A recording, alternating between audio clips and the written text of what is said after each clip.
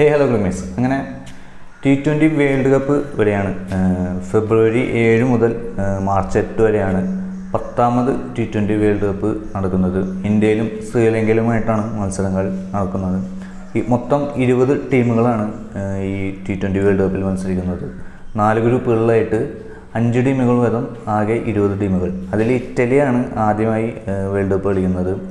ബംഗ്ലാദേശിനെ അറിയാലോ, ബംഗ്ലാദേശിനെ ഒഴിവാക്കി സ്കോട്ട്ലാൻഡ് പകരം T20 സ്ക്വാഡിൽ കയറിയുണ്ട്. പാകിസ്ഥാൻ ഇന്ത്യക്കെതിരെ മത്സരം കളിക്കുന്നില്ല എന്നൊക്കെ പറയുന്നുണ്ട്. അപ്പോൾ എന്താ ബാക്കി കാര്യങ്ങളൊന്നും അറിയില്ല. ഗ്രൂപ്പ് എയിൽ വരുന്നത് India, Pakistan, Namibia, Netherlands, USA. Group ബിയിൽ Sri Lanka, Australia, Oman, Ireland, Zimbabwe എന്നീ ടീമുകൾ. ഗ്രൂപ്പ് സിയിൽ വരുന്നത് West Indies, England, Italy, Nepal, Scotland. ബംഗ്ലാദേശായിരുന്നു, ബംഗ്ലാദേശിന് പകരം സ്കോട്ട്ലാൻഡ് വന്നു. ഗ്രൂപ്പ് ഡിയിൽ South Africa, UAE, Afghanistan, Canada, New Zealand എന്നിങ്ങനെയാണ് ഈ 4 ഗ്രൂപ്പിലുള്ള ടീമുകൾ. 5 ടീമുകൾ വെച്ചാണ്, ഇതിൽ 2 ടീമുകൾ വെച്ചാണ് സൂപ്പർ 8ലേക്ക് കിടക്കുന്നത്. 3 മത്സരങ്ങളാണ് ഒരു ദിവസം കളിക്കുന്നത്.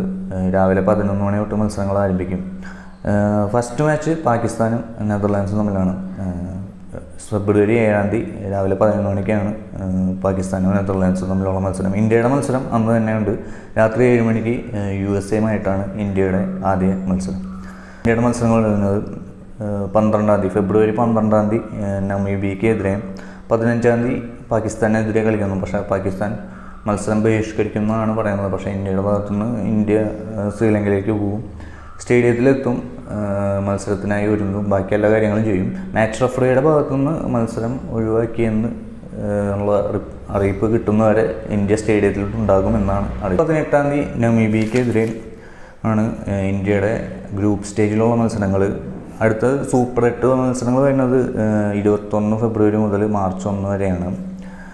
ഇതിലിപ്പോൾ പാകിസ്ഥാൻ്റെ ഭാഗത്തുനിന്നുള്ള ഈ നിലപാട് ടൂർണമെൻറ്റിനെ ഏത് രീതിയിൽ ബാധിക്കുന്നൊന്നും അറിയില്ല. കാരണം ഗ്രൂപ്പ് സ്റ്റേജിലുള്ള മത്സരങ്ങൾ ഒഴിവാക്കിയാലും ഇപ്പം സൂപ്പർ 8ലായാലും സെമി ഫൈനലിലായാലും 7 ടീമുകൾ നേർക്കുനേർ വന്നാൽ ഇവരെന്ത് ചെയ്യും എന്നൊന്നും അറിയില്ല. കാരണം ഒരു പക്ഷേ ഇന്ത്യയും പാകിസ്ഥാനും ഗ്രൂപ്പ് സ്റ്റേജിലല്ലെങ്കിലും ഈവൻ സെമിയിലോ അല്ലെങ്കിൽ ഫൈനലിലോ നേരെ വരാനുള്ള ഒരു ചാൻസൊക്കെ ഉണ്ട്. അപ്പോൾ അതിലെന്താവും തീരുമാനമൊന്നും നമുക്കറിയില്ല. സെമി ഫൈനൽ മത്സരം വരുന്നത് മാർച്ച് 4 രണ്ടാം സെമി വരുന്നത് മാർച്ച് 5 ഫൈനൽ മാർച്ച് 8 ഞായറാഴ്ചയാണ് ഫൈനൽ മത്സരങ്ങൾ നടക്കുക.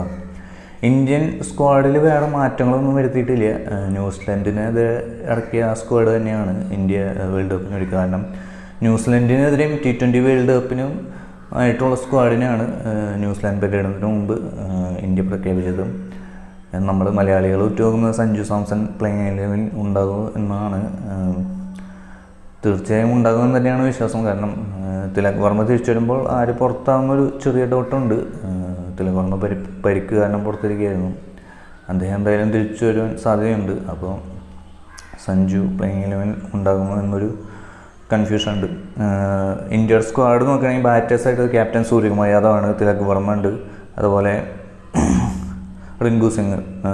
ഓൾറൗണ്ടേഴ്സായിട്ട് അഭിഷേക് ശർമ്മയുണ്ട്, ഹാർദിക് പാണ്ഡ്യ, ദൂബെ, അക്സർ പട്ടേൽ, വാഷിംഗ്ടൺ സുന്ദർ.